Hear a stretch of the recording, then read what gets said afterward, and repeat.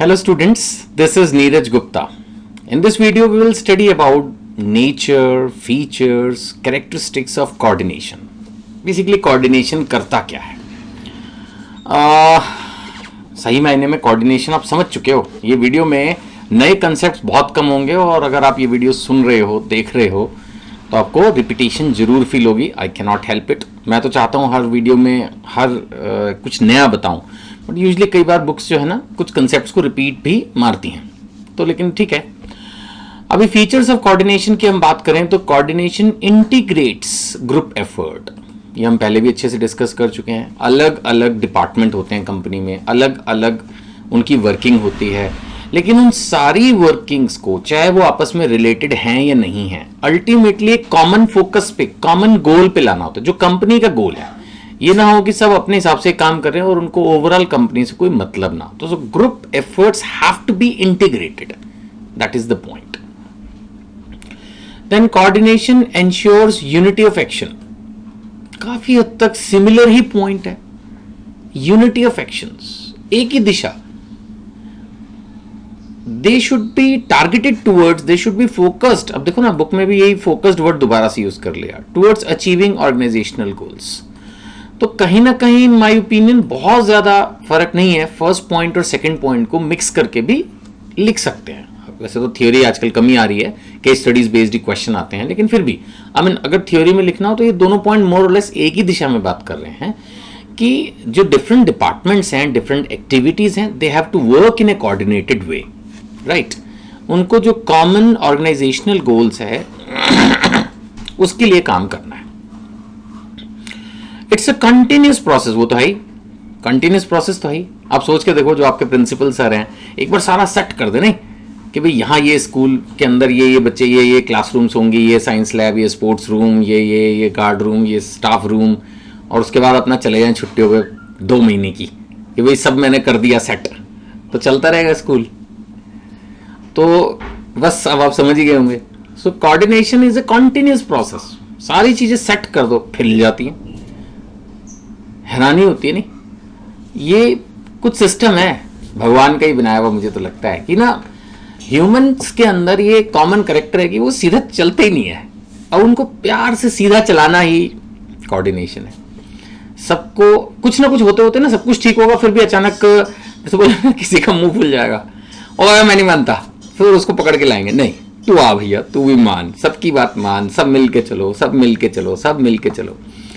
So it's a never ending process and it's a continuous process, top level to bottom level, planning to controlling. कुछ भी सोच लो, कैसे भी सोच लो. Company जिस दिन बनी वहां से लेके हमेशा तक के लिए, कंपनी तो एक गोइंग कंसर्न कंसेप्ट पे चले, तो मतलब ये एक कंटिन्यूस प्रोसेस है, बस बात खत्म. And it's in all pervasive functions. वही अभी जो मैंने कहा ना, ऑल कंटिन्यूस है, ऑल परवेसिव है, ऑल डिपार्टमेंट्स, ऑल लेवल. मैं सब चीजें अलग अलग हाईलाइट कर देता हूं. सब जगह चाहिए ना. कौन सी ऐसी चीज है दुनिया की जो बिना कोऑर्डिनेशन के चल जाए.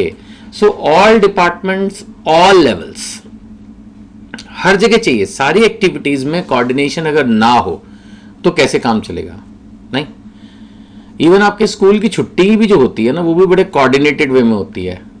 कभी अगर आपने नोटिस की हो ये बात, तो एक टाइम पे सारे स्कूलों की छुट्टी नहीं होती एक एरिया के. सपोज एक एरिया में 8 स्कूल है तो सबकी छुट्टी कोऑर्डिनेशन के साथ होती है. नहीं तो सारे अचानक बच्चे सड़कों पे आ जाएंगे, सारी बसें सड़कों पे आ जाएंगे, तो हो जाएगी प्रॉब्लम.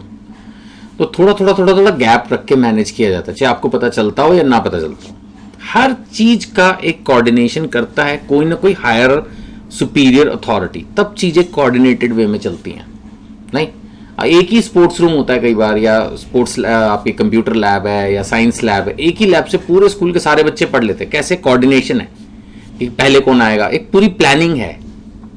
तो ये सारा कुछ एक सिंक्रोनाइज्ड वे में चलता है और इसीलिए फिर ये फर्स्ट क्लास रहता है. ऐसे ही बिजनेस में भी होता है. मैं आपके स्कूल का एग्जाम्पल हमेशा इसलिए लेता हूँ बिकॉज वो आपने रियल लाइफ में देखा है.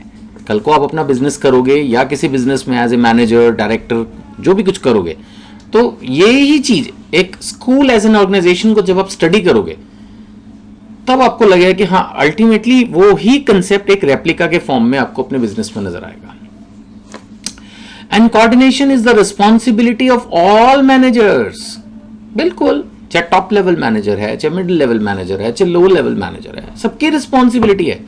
कोई ये नहीं बोल सकता जी मैं नहीं कर रहा कुछ भी, जो करना है कर लो। वेल अगर ऐसे कोई बोलेगा तो फिर काम नहीं चलेगा ना।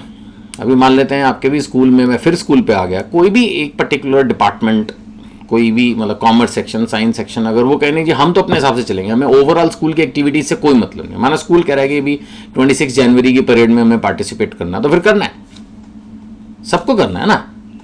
ऐसे थोड़ी है कि आप बोल दो हम नहीं करेंगे जी।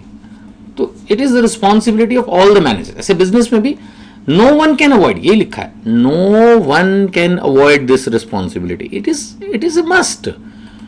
कोऑर्डिनेशन आपको ध्यान होगा, पिछली वीडियो में हमने पढ़ा था that coordination is the essence of management and it is a must.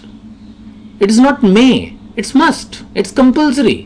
Everyone has to work in a coordinated way. Top level, middle level, operational level, सबको कोऑर्डिनेट करना है। Then it's a deliberate function, ये भी है बिल्कुल। अगर माना आपके स्कूल के प्रिंसिपल ये सोच के आके आराम से रिलैक्स होकर बैठ जाएं कि सब कुछ ठीक ही चलता रहेगा यार, सब पढ़े लिखे लोग हैं, सब टीचर्स पढ़े लिखे हैं, बच्चे भी सब पढ़े लिखे परिवारों से आए हैं, सब बढ़िया, अपना आप बढ़िया चलता रहेगा, तो कितना बढ़िया चलेगा आपको ही पता है। So it's a deliberate function, effort करने पड़ेंगे उनको कोऑर्डिनेशन में लाने के लिए सबको। मैंने बोला ना it's a regular process, so it's a deliberate function, it's not automatic, it's not like by chance. Coordination by chance कुछ नहीं होता है ना। तो एफर्ट्स करने होंगे इसमें बिल्कुल। A manager has to coordinate the efforts of different people and it's a conscious and deliberate manner. Conscious मतलब कि केयरफुली प्लान्ड, कॉन्शियसली होता है जैसे किसी चीज को सोच के प्लान्ड वे में किया जाता है, तो it's a conscious and deliberate effort, है ना, अपने आप से नहीं होता है। इट्स नॉट अचीव, ये भी लिखा nor can it be achieve by force. ये चीज तो मैनेजमेंट में आज के जमाने में आप भूल ही जाओ। स्कूल में फिर भी शायद आपके साथ सख्ती की जा सकती है बिकॉज आप छोटे हो, लेकिन बिजनेस ऑर्गेनाइजेशन में जहां all are well educated, well placed, सब वहां तो सब समझ लो आराम से ही बस समझाया ही जा सकता है, जोर जबरदस्ती का कोई काम नहीं होता। So it can not be achieve by force. डंडे से कोऑर्डिनेशन नहीं होता है। आपको सामने वाले बंदे को कोऑर्डिनेटेड एफर्ट्स की इंपॉर्टेंस समझानी होती है, उसको मोटिवेट करना होता है, गाइड करना होता है कि उससे क्या एक्सपेक्टेड है, तब भी होता है। एंड इसमें कोऑपरेशन तो चाहिए, तभी लिखा है coordination, cooperation and inter related. अब मैं कोऑर्डिनेशन के लिए पूरी कोशिश कर रहा हूं और अगर मेरे जो सबऑर्डिनेट्स हैं या मेरे सीनियर्स हैं या मेरे कलीग्स हैं जो भी, if they are not cooperating, coordination में क्या होगा, एक इंस्ट्रक्शन डायरेक्शन ही तो आएगी, रिक्वेस्ट ही तो आएगी सर ऐसा कर लो। If the other person is not following, is not cooperating, तो फिर कोऑपरेशन के बिना कोऑर्डिनेशन कैसे होगा। So obviously the two are interrelated, right. So cooperation तो जरूरी है। इंपॉर्टेंस ऑफ कोऑर्डिनेशन, चलो ये फिर एक अगला ही वीडियो में हम कवर करते हैं। ठीक है जी, थैंक यू।